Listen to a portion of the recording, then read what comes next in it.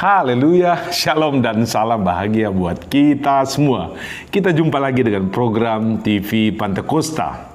Dalam kesempatan yang indah ini kita akan membahas tentang bibir yang baik. Ada 10 poin yang akan kami ketengahkan. Ini pasti jadi berkat buat kita semua. Nomor 1, bibir yang tidak menipu.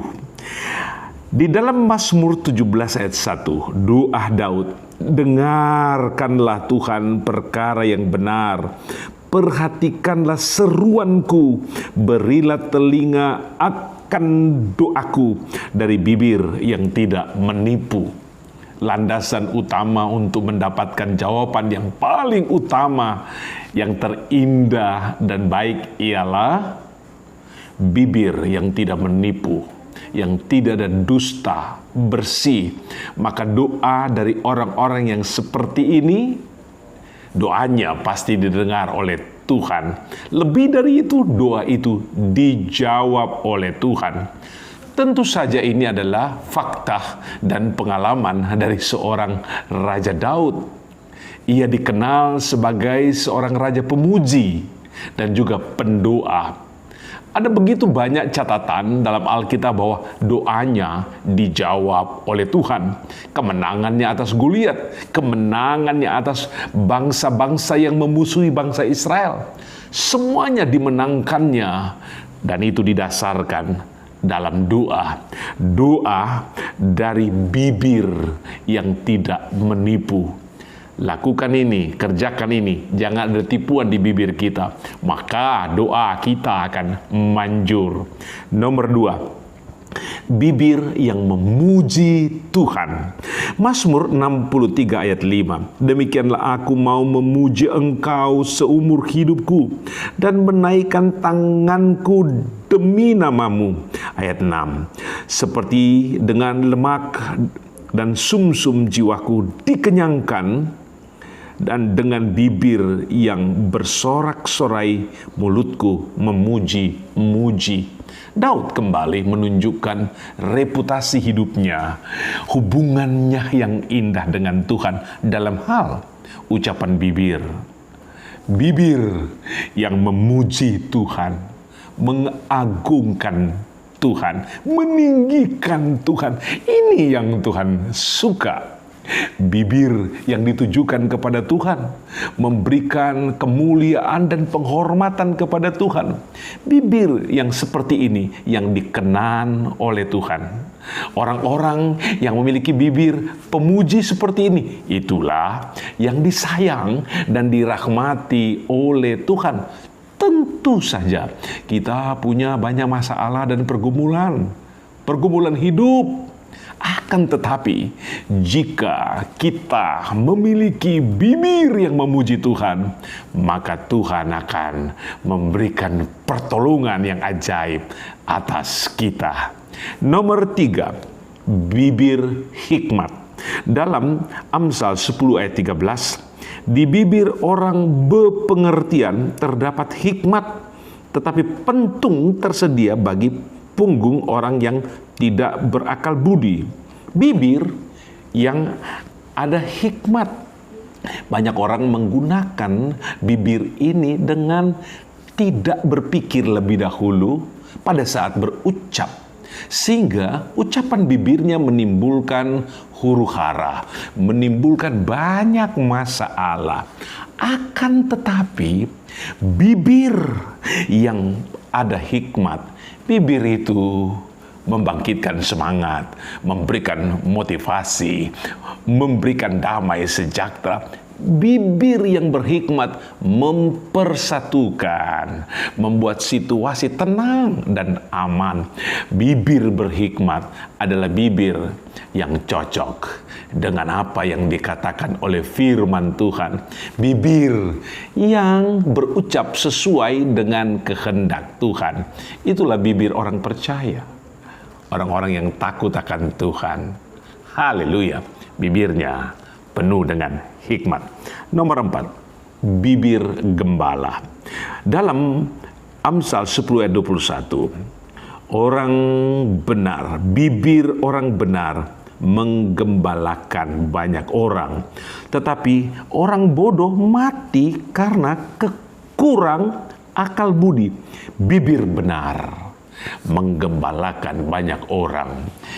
Di sana sini kita melihat dan mendengar dengan bibir orang memecah belah, menimbulkan percederaan, dan bahkan ada bibir yang mengajak orang untuk memberontak, untuk melakukan tindakan anarkis dan menyebabkan banyak teror di mana-mana.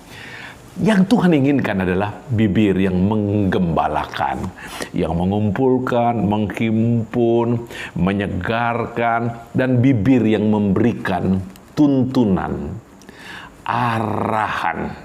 Bibir yang memberikan semangat untuk bersatu, semangat untuk maju.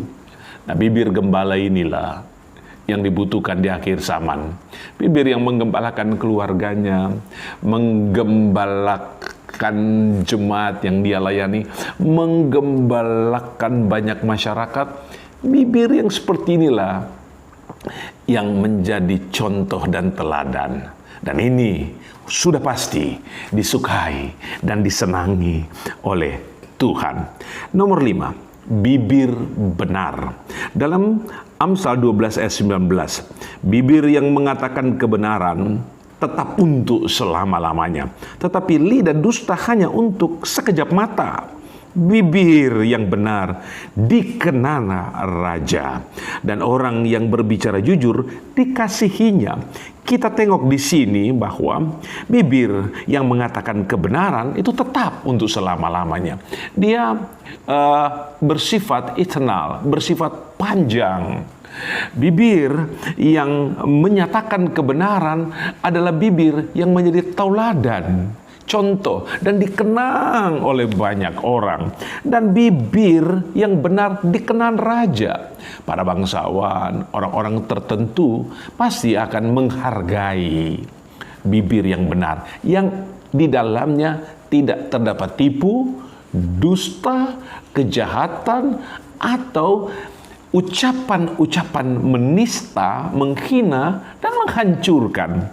Nah, marilah kita menjadi orang percaya yang hanya mengucapkan, membunyikan, menyampaikan hal-hal yang benar. Bibir seperti ini diberkati. Nomor 6, bibir bijak. Di dalam Alkitab, Amsal 15 ayat 7, bibir orang bijak menaburkan pengetahuan, tetapi hati orang bebal tidak jujur. Di sini kita melihat bahwa bibir orang benar, ucapan-ucapannya, informasi yang dia keluarkan itu seperti bibit yang ditaburkan, dan itu pasti memberikan manfaat dan keuntungan yang besar. Dan pada akhirnya bibir yang ditaburkan itu akan tumbuh menjadi besar dan berbuah. Ini artinya akan memberikan dampak dan manfaat bagi orang banyak. Maka marilah kita mematok diri kita, mematrikkan di dalam hati kita untuk memiliki bibir yang bijaksana, yang dapat menjadi contoh dan teladan yang kemudian diingat oleh banyak orang. Nomor 7, bibir berpengetahuan. Di dalam Amsal 20 ayat 15, sekalipun ada emas dan permata banyak, tetapi yang paling berharga ialah bibir yang berpengetahuan. Kita lihat di sini ada komparasi tentang harga bibir yang berpengetahuan dibandingkan dengan harga emas dan permata yang banyak. Ternyata bibir yang berpengetahuan itu tidak sebanding dengan harta dan emas. Lebih tinggi harga dan nilainya bibir yang berpengetahuan. Karena bibir yang berpengetahuan itu mendidik banyak orang, mengajar banyak orang, membuat pintar banyak orang, dan orang yang terdidik dan pintar itu akan menghasilkan banyak kekayaan dan harta. Maka nilai, ini sudah jelas, nilai dari orang yang memiliki bibir berpengetahuan itu sangat bernilai tinggi. Mari jaga lidah, mulut dan bibir kita. Banyaklah belajar, milikilah banyak pengetahuan, dan bagikan itu.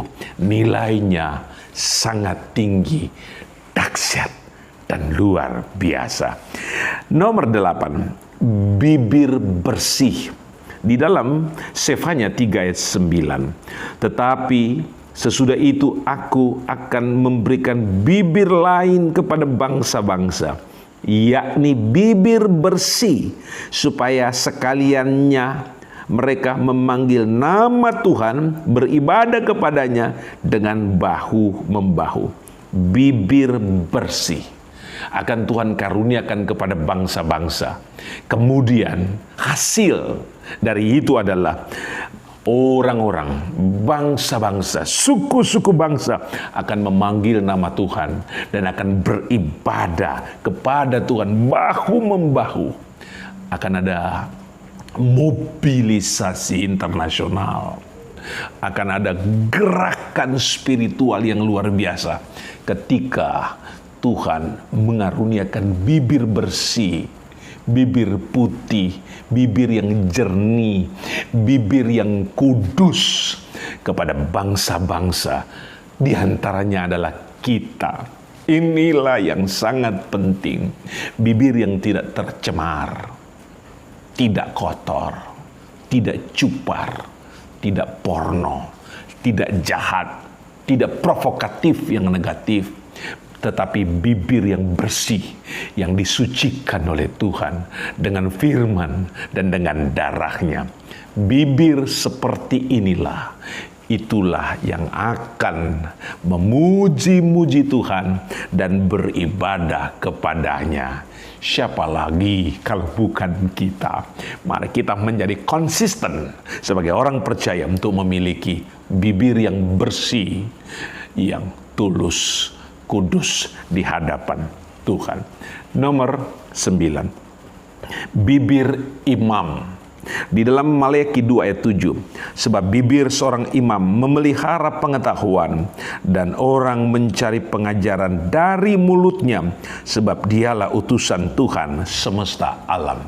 Kita tahu bersama tugas imam adalah seorang mediator yang menghubungkan manusia dengan Tuhan, yang membawa korban-korban dari umat Tuhan kepada Tuhan, yang mendoakan umat-umat Tuhan kepada Tuhan supaya dijawab.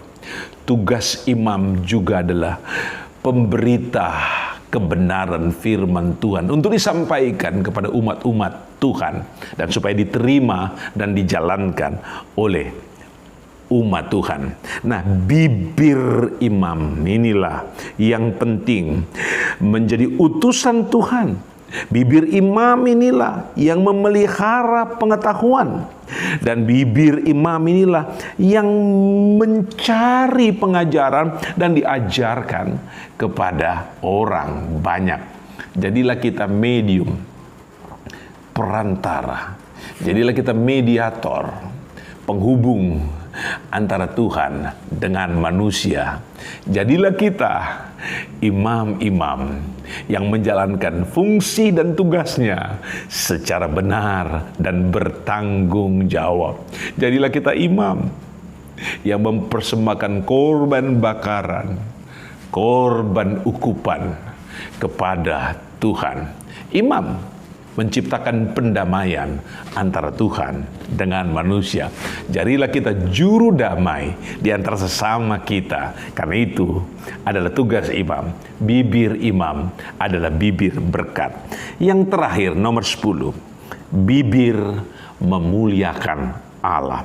Dalam Ibrani 13 ayat 15, sebab itu marilah kita oleh Dia senantiasa mempersembahkan korban syukur kepada Allah, yaitu ucapan bibir yang memuliakan namanya. Haleluya. Di dunia ini kita diajar memuji Tuhan. Di bumi ini, di gereja, dalam keluarga kita diajar dan dididik untuk memuliakan Tuhan dan menyembah Tuhan. Tetapi tugas ini kita mesti tahu, tidak hanya berlangsung di muka bumi, tapi tugas memuliakan Allah sampai di dalam kerajaan Tuhan yang mulia, di surganya yang kekal. Marilah kita menggunakan bibir kita untuk memuliakan Tuhan. Dialah Raja, Dialah Hakim yang adil, Dialah Tuhan yang ajaib. Dia juga adalah dokter yang heran bagi kita, Panglima yang ajaib bagi kita. Ia ada untuk kita dan Ia bela kita, Ia tolong kita. Tetapi pesan firman Tuhan bahwasanya bibir kita harus memuliakan Tuhan. Jangan abaikan. Itulah 10 poin tentang bibir yang baik. Tuhan Yesus memberkati kita semua. Haleluya. Amin. Ya api Pantekosta heranlah.